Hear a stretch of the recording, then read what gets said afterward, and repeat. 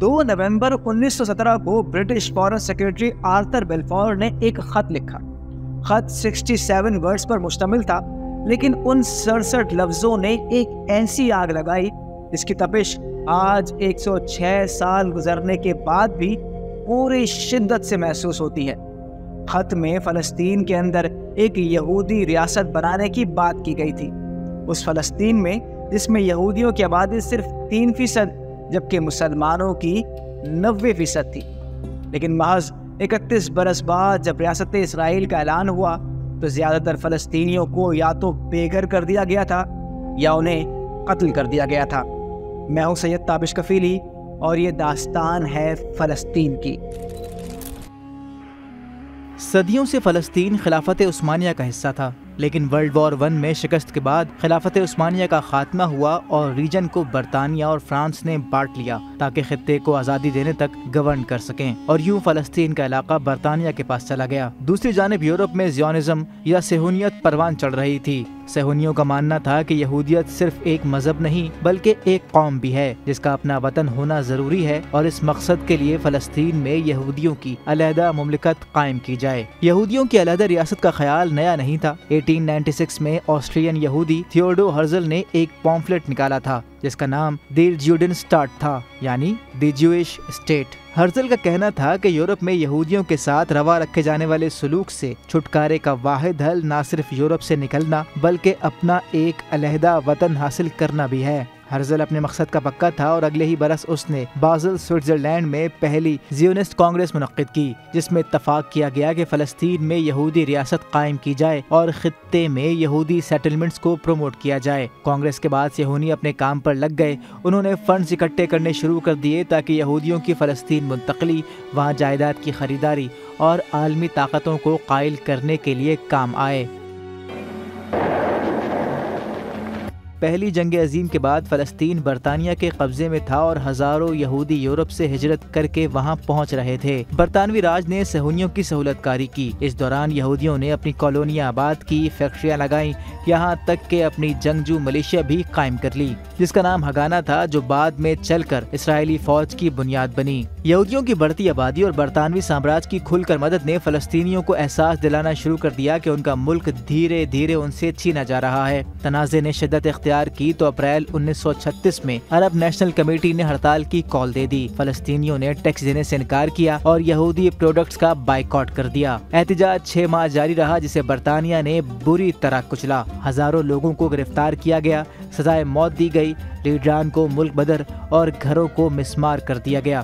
فلسطینیوں، برطانویوں اور صہیونیوں میں جھڑپیں شروع ہو گئیں۔ معاملے کی انکوائری اور لوگوں کو رام کرنے کے لیے لارڈ رابرٹ پیل کی سربراہی میں ایک رائل کمیشن بیٹھا۔ پیل کمیشن نے جولائی 1937 میں اپنی رپورٹ پیش کی جس میں فلسطین کو 3 خطوں میں تقسیم کرنے کی تجویز پیش کی گئی۔ ایک حصہ عربوں کو اور دوسرا یہودیوں کو دینے کا پلان بنایا گیا، جبکہ مقامات مقدسہ سمیت کچھ علاقوں کو برطانیہ کی نگرانی میں بین الاقوامی زون بنایا جانا تھا۔ کمیشن کی تجاویز کو عربوں نے ماننے سے انکار کر دیا اور مزاحمت جاری رکھی۔ 1936 سے 1939 تک کے 3 برسوں میں 5000 فلسطینی قتل، تقریباً 20,000 زخمی اور 5,500 سے زائد قید کر دیے گئے۔ معاملات ہاتھ سے نکلنے لگے تو ایک اور کمیشن بیٹھا۔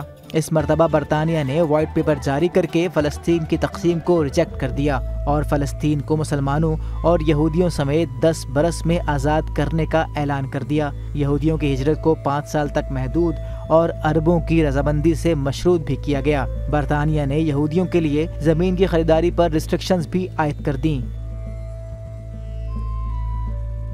وائٹ پیپر کے تحت فلسطین ایک ہی ریاست ہوتی جس میں مسلمان اور یہودی دونوں رہتے۔ صہیونیوں کو یہ بات ہضم نہیں ہوئی اور انہوں نے برطانیہ کے خلاف بغاوت کر دی۔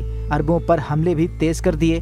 ملک کے مختلف علاقوں میں حملے اور بم دھماکوں میں درجنوں فلسطینی جان سے گئے۔ ابھی یہ چل ہی رہا تھا کہ دوسری جنگ عظیم چھڑ گئی، ساتھ ہی ہولوکاسٹ بھی شروع ہو گیا۔ نازیوں سے بچنے کے لیے یہودی یورپ چھوڑنے لگے۔ ہجرت پر برطانوی پابندی کے باوجود یہودیوں کی بڑی تعداد فلسطین پہنچنے لگی۔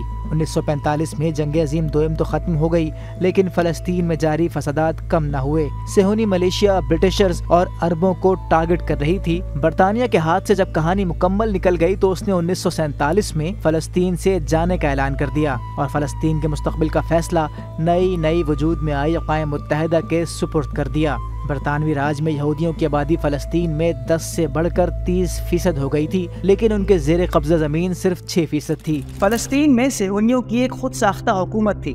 ان کی ملیشیا ایک فوج کی طرح کام کرتی تھی جس کے آفیسرز ورلڈ وار بھی لڑ چکے تھے۔ ان کے پاس غیر ملکی حکومتوں کو لابی کرنے کے لیے سفارتی ذرائع اور پیسہ بھی تھا، جبکہ دوسری جانب نہ عربوں کے پاس پیسہ تھا، نہ ہی ان کی کوئی حکومت تھی، اور نہ ہی انہیں اپنی حفاظت کے لیے ملیشیا بنانے کی اجازت تھی۔ 1936 کے ریوولٹ کے بعد عربوں سے ہتھیار بھی چھین لیے گئے تھے۔ صرف ایک چیز تھی جو عربوں کے حق میں تھی، وہ ان کا اکثریت میں ہونا اور پورے فلسطین میں ان کی پریزنس کا ہونا تھا۔ نومبر 1947 میں اقوام متحدہ نے فلسطین کی تقسیم کا فیصلہ کیا۔ ایک حصہ عربوں کو دیا گیا اور ایک حصہ یہودیوں کو، جبکہ مقامات مقدسہ کو اسپیشل انٹرنیشنل زون بنا دیا گیا۔ اقوام متحدہ نے 30% یہودیوں کو فلسطین کا 55% علاقہ دے دیا، لیکن یہ نہیں بتایا کہ یہ یہودی ریاست کیسے بنے گی، جبکہ اس 55% علاقے کی آدھی سے زیادہ آبادی مسلمانوں کی تھی۔ نہ صرف فلسطینیوں بلکہ نئی آزاد ہوئی عرب ریاستوں نے بھی پلان کو ماننے سے انکار کر دیا۔ صہیونیوں کو معلوم تھا کہ برطانیہ کے جانے کے بعد خطے میں سب سے زیادہ فوجی طاقت ان کے پاس ہوگی، تو انہوں نے اور تیزی سے فلسطینیوں کو ان کی آبائی زمینوں سے بے دخل کرنا شروع کر دیا۔ گرفتاریاں اور قتل عام بھی جاری تھا۔ 9 اپریل 1948 کو صہیونیوں نے دیر یاسین نامی دیہات پر حملہ کر دیا۔ برطانوی رپورٹ کے مطابق 250 افراد کو قتل کیا گیا، عورتوں اور بچوں کو برہنہ کر کے لائن میں کھڑا کیا گیا، تصاویر بنائی گئیں اور پھر فائرنگ کر کے انہیں قتل کر دیا گیا۔ دیگر بہت سارے دیہات کی قسمت بھی دیر یاسین سے جدا نہیں تھی۔ فلسطین اس سب کو نکبہ کے نام سے یاد کرتے ہیں، جس کا مطلب ہے آفت و تباہی۔ 14 مئی 1948 کو اسرائیل نے اعلان آزادی کیا۔ فلسطینیوں سمیت تمام ہی عربوں نے اس بات کو ماننے سے انکار کر دیا اور نئی آزاد ہوئی عرب ریاستوں نے اسرائیل کے خلاف اعلان جنگ کر دیا۔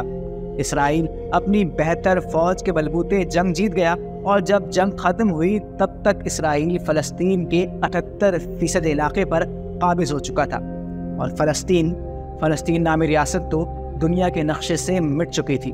جنگ بندی تک فلسطین کی 1/3 آبادی ریفیوجی بن چکی تھی، جن کی آج تعداد 70 لاکھ کے قریب ہے۔